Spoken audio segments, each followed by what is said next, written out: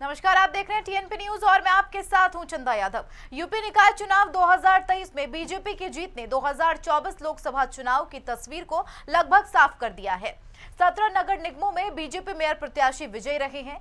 UP निकाय चुनाव में बीजेपी, सपा और बसपा के बीच त्रिकोणीय मुकाबला रहा। इन चुनाव में बीजेपी की तरफ से सूबे के मुखिया योगी आदित्यनाथ ने मोर्चा संभाल रखा था, तो दोनों डिप्टी सीएम शहर दर शहर प्रचार में जुटे रहे।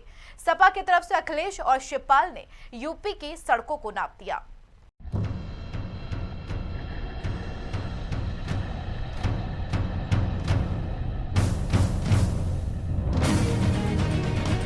यूपी निकाय चुनाव में भारी मतदान के बीच यूपी की 17 मेयर सीटों पर बीजेपी ने जीत दर्ज कर ली है।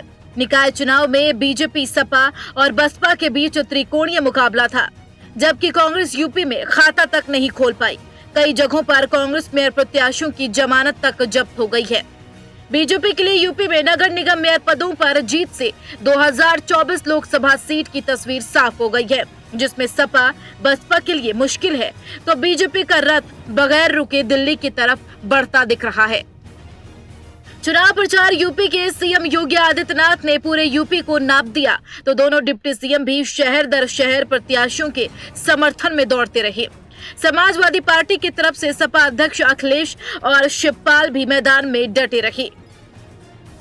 यूपी निकाय चुनाव को 2024 का सेमीफाइनल माना जा रहा है, जिसमें बीजेपी, सपा, बसपा और कांग्रेस पर भारी पड़ी।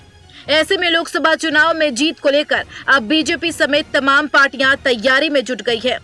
बीजेपी के रथ को रोकने के लिए पिछले लोकसभा चुनाव में महागठबंधन का बिगुल फूंकने वाली ममता बनर्जी ने तमाम सियासी दलों को साथ लाने की कोशिश की थी, तो वहीं कोशिश अब बिहार सीएम नीतीश कुमार और आरजेडी की कमान संभाल रहे तेजस्वी यादव कर रहे हैं।